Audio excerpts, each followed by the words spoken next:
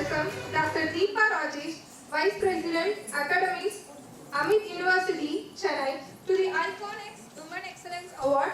Ma'am, your remarkable contributions is redefining academic governance and driving to outcome-based education, digital transformation, and the policy of excellence is inspiring to us. Your work with the HRTC will continue to empower educators, researchers, and the future leaders. We deeply appreciate your dedication and the privilege to have you with us today. Ladies and gentlemen, please join me to giving the warm welcome to the ma'am. Thank you, sister. Our boss, Karu Dr. Shaktivel sir, will honor our chief guest with the memento and the medal.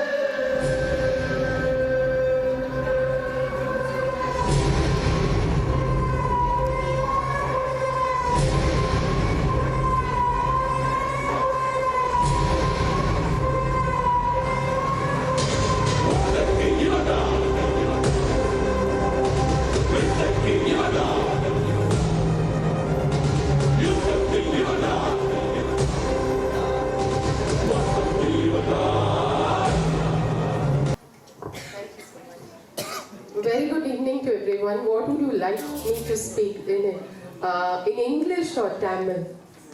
Which one you prefer? English. Okay, that's what we do at home. So, எல்லாருக்கும் இனிய மாலை வணக்கம். We have a lovely DJ now, by the way. So they're doing a great job. And I must appreciate the sincere efforts of Dr. Parivu, Shaktivel, Sudha and team. It's indeed a great thing to celebrate women. Women கொண்டாடுவதே ஒரு பெரிய சந்தோஷம்ல. எத்தனை பெண்கள் இந்த இடத்துல you all look so lovely today. நீங்க எல்லாரும் ரொம்ப அழகா இருக்கீங்க. Yes.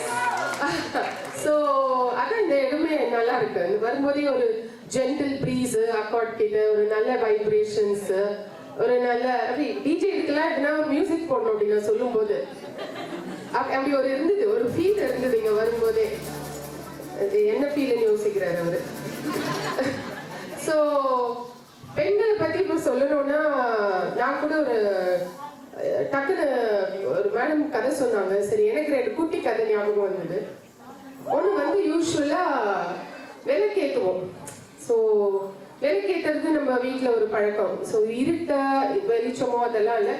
ஈவினிங்ல ஒரு விளக்கேற்றுவோம். நம்ம வீட்டில் பெரியவங்க ஏற்றுவாங்க.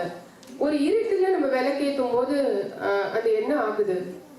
அந்த இடத்துல அந்த இருட்டை பத்தி இந்த விளக்கு கவலைப்படுதா? இல்ல, அது வந்ததும் அந்த இருட்டையே வெளிச்சமாக்கிடுது. அதுதான் பெண்கள். சரிங்களா? நம்ம எந்த இடத்துல இருக்கோமோ அந்த இடத்த நம்ம வெளிச்சமாக்கிடுவோம். ஸோ நிறைய விஷயங்கள் நம்ம வந்து ஒரு லைஃப்பை நம்ம ஒரு ஜாபா எடுத்துக்கலாமே. நம்மளுக்கு வந்து ப்ரொமோஷனே கிடையாது நம்ம லைஃப்ல. அப்படியே கிடைச்சாலும் அதுக்கு ஒன்றும் பெரிய இன்க்ரிமெண்ட் கிடையாது. இது ரொட்டீன் வந்து கொஞ்சம் அடிஷ்னலாக ஆகும். 2 பேருக்கு சாப்பாடு கட்டுங்க, நாளைக்கு 4 பேர் வராங்க சேர்த்து கட்டுங்க அப்படின்னாவும் சரி அது விட்டுருங்க. அப்ரைசலா நம்மள எல்லாரும் பண்ணுவாங்க. நம்ம இந்த சந்தில் முக்கில் இருக்கிறவங்களேருந்து லாஸ்ட் வரைக்கும் அப்ரைசல் பண்ணுவாங்க. இவளா அவ அப்படி, அவளா இவ இப்படி, இவளா அவ அப்படின்னு எல்லாரும் நம்மளுக்கு மார்க் போடுவாங்க. ஓகே, அதையும் விட்டுடுங்க. இது ஃபீட்பேக் சிஸ்டம். அதுவும் ரொம்ப ஹோப்லெஸ். எல்லாம் கேட்டுட்டு இப்படி பண்ணியா, நீ இன்னும் கொஞ்சம் இது பெட்டரா பண்ணிருக்கலாமே. 10 வேலை செஞ்சதுக்கு அப்புறமும் 11வது வேலையை இன்னும் பண்ண. சரி, அதெல்லாம் வந்து இப்படி, இதெல்லாம் வந்து ஒரு அப்படி ஒரு நொப்படி. எல்லாரோட கருத்துக்கும் நம்ம வந்து ஒரு பதில் சொல்ல வேண்டியதா இருக்கு. சரி, இதெல்லாம் தாண்டி தடைகளை உடைச்சி ரொம்ப பண்ணிட்டாலாம். எப்படி பண்ணிட்டாளா அப்படின்னு சொல்றீங்க. எதாங்க பண்றது? பண்ணணுமா வேணாமா இப்படி.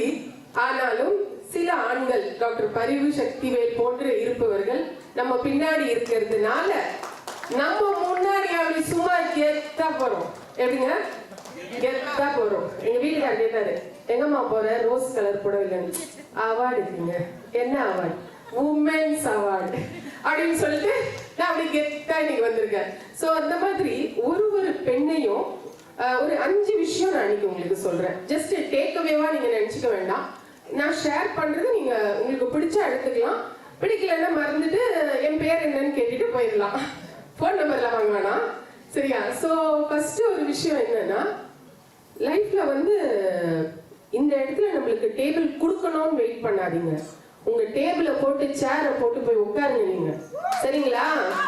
டேபிளுக்காக வெயிட் பண்ணாதீங்க, கேட்காதீங்க, போய் உட்காருங்க.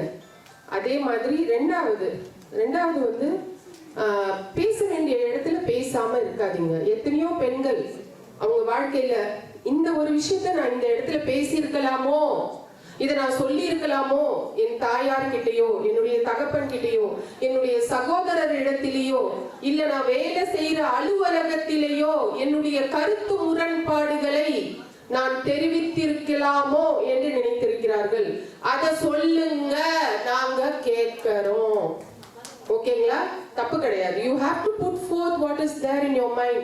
It has to be, it is not that you are putting forth is wrong, but it has to be a righteous place for you to give up your opinion. So அந்த space உங்களுக்கு இருக்கணும். அது உங்க குடும்பத்திலயும் இருக்கணும். So start it from your home. உங்க வீட்ல இருந்து ஆரம்பிங்க. அடுத்தது வந்து ஃபெயிலியர் அப்படின்னு எதுவுமே கிடையாது. இன்னைக்கு இங்க வந்தவங்க எல்லாருமே வந்து அவங்களை கேட்டீங்கன்னா அவங்க கதையில ஃபர்ஸ்ட் டைம் எதுவுமே அவங்களுக்கு நடந்திருக்காது. யாருமே சப்போர்ட் பண்ணியிருக்க மாட்டாங்க, யாருமே பிலீவ் பண்ணியிருக்க மாட்டாங்க. அது ஒரு சின்ன கிளாஸ் வைக்கிறதா இருக்கட்டும், ஒரு இன்ட்ரெஸ்டா இருக்கட்டும். So it is consistent effort. So எந்த ஒரு அரங்கத்துல உனக்கு அங்கீகாரம் கிடைக்காவிட்டாலும், கைத்தட்டல்கள் கிடைக்காவிட்டாலும், அந்த இடத்துலயும் நீ எங்க போய் கௌரவமா இருக்கியோ கண்டிப்பா ஒரு நாள் நீங்க என்ன மாதிரி இங்க வந்து நின்று பேசுவீங்க. ஓகேவா? ஸோ இது வந்து மூணாவது ஒரு சின்ன விஷயம். நாலாவது வந்து எல்லாரும் சொல்ற மாதிரி ஒரு பெண் தான் உருவானா வந்து அது ஒரு ஒரு வரலாறுன்னு சொல்ல மாட்டேன்.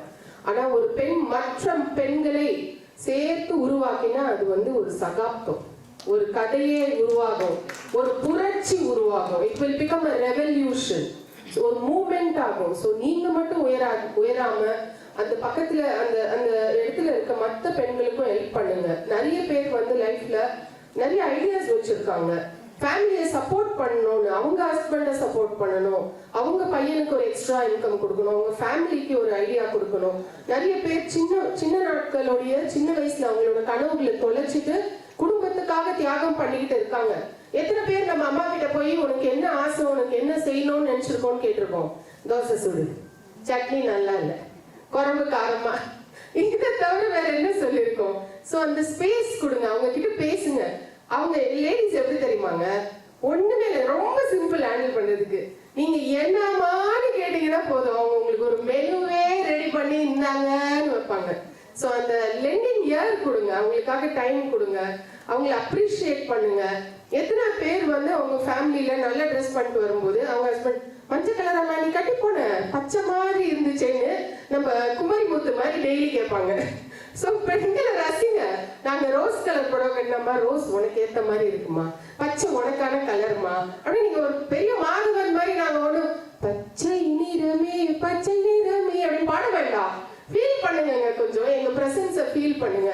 அந்த மாதிரி சின்ன சின்ன அங்கீகாரங்கள், சின்ன சின்ன அடையாளங்கள், தேங்க்யூ சொல்லுங்க, சாரி சொல்லுங்க, லவ் யூ சொல்லுங்க, ஹக் பண்ணுங்க. கட்டிப்புடி வைத்தியத்தை நீங்க ஏன் வசூல் ராஜா MBBS-ஓட விட்டுட்டீங்க? கடைப்பிடிங்க. இப்பவும் தேவை, உங்க குட்டி பொண்ணுங்களுக்கு தேவை. அதே மாதிரி பெண்களுக்கு ஒரு சின்ன வேண்டுகோள், ரொம்ப நல்லவங்க நீங்க, ஆனா எந்த விஷயமா இருந்தாலும் உங்க ஹஸ்பண்ட் வீட்டுக்கு வந்தவொடனே தயவுசெய்து சொல்லாதீங்க, சரியா? அப்ப வந்து அது சரியான சமயம் கிடையாது. ஸோ உங்களுடைய கோரிக்கைகள், அன்பான பரிமாறல்கள் எல்லாத்தையும் அவங்களுடைய நேரத்துல அவங்களுக்கு சொல்லும் போது கண்டிப்பா அவங்க காது கொடுத்து கேட்பாங்க. So I wish each one of you, இங்க இருக்க ஒவ்வொருத்தருக்கும் உங்களோட லைஃப் சக்சஸ்ஃபுல்லா இருக்கணும். உங்களுடைய தொழில், உங்களுடைய குடும்பம், நீங்க இருக்கிற இடமே நல்லா இருக்கணும். உங்ககிட்ட இருக்க உங்களை நோக்கி மற்ற பெண்கள் வரணும்னு நான் விஷ் பண்றேன். இதோடு வந்து நான் ஒரு இன்னொரு குட்டி கதை இருக்குல்ல, அது சொல்லணும்னு நினைக்கிறேன். 16th centuryல ராணி டபாகா சௌதா அப்படின்றவங்கள பத்தி உங்களுக்கு யாருக்காவது தெரியுமா? தெரியாது. ஸோ ஏன் தெரியாதுன்னா வரலாறே சில பெண்களை மறைச்சி வச்சிடுறாங்க. அவங்களோட கதை என்னன்னா ஒன்றும் இல்லை, சிம்பிள் தான்.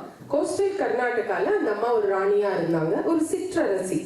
அவங்களுக்கு பெரிய ஒரு சாம்ராஜ்யம் கிடையாது, பெரிய ஒரு கட்டமைப்பு கிடையாது, பெரிய ஒரு அந்த முப்படைகள் சொல்லுவாங்களே எந்த படையும் கிடையாது. பட் அந்த அம்மா கிட்ட ஒண்ணு இருந்துச்சுங்க, நெஞ்சில அவ்வளவு தைரியம் இருந்துச்சு.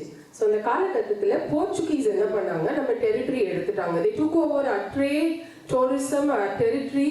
We were occupied, we were colonized, all the 4 dimensions we were colonized. So அப்போ அவங்களுக்கு என்ன பண்ணுறதுன்னு தெரியல அந்த சூழ்நிலையில். அப்போ இந்த அம்மா வந்து அவங்க கூப்பிட்டு மரியாதை செலுத்த சொன்னாங்க. அப்போ இவங்க முடியாதுன்னு சொல்லி மறுப்பு தெரிவிச்சுட்டாங்க. அப்புறம் இவங்களுடைய போர் கீழே இருக்கிறவங்களெல்லாம் அவங்க ஆட்கொண்டாங்க.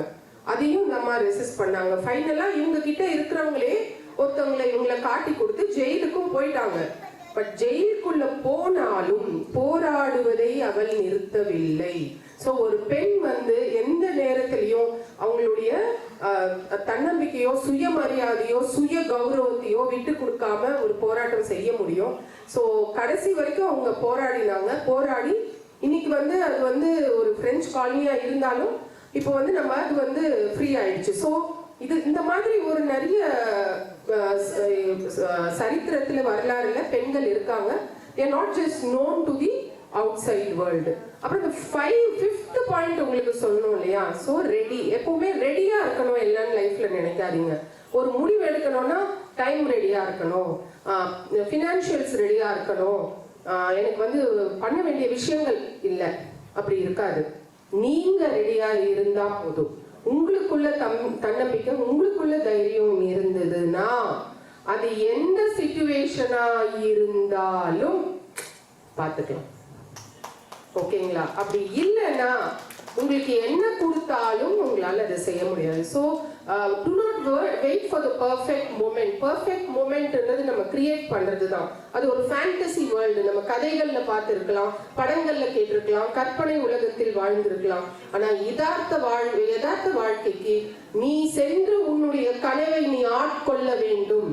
ஸோ நம்மளுக்கு அப்துல் கலாம் சார் சொல்லியிருக்காரு, நிறைய கனவு காணுங்க, அதை கைப்பற்றுங்கன்னு.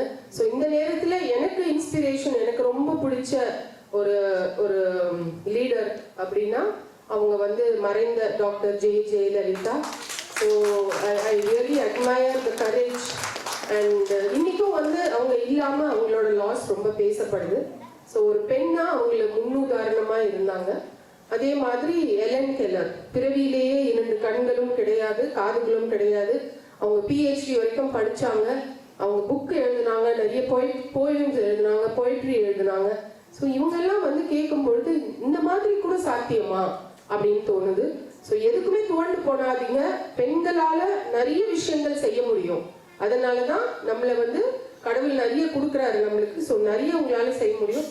ஐ wish each one of you a very very very happy Women's Day. இன்னைக்கு Women's Day தான், நாளைக்கு Women's Day தான், என்னைக்குமே Women's Day தான். Thank you.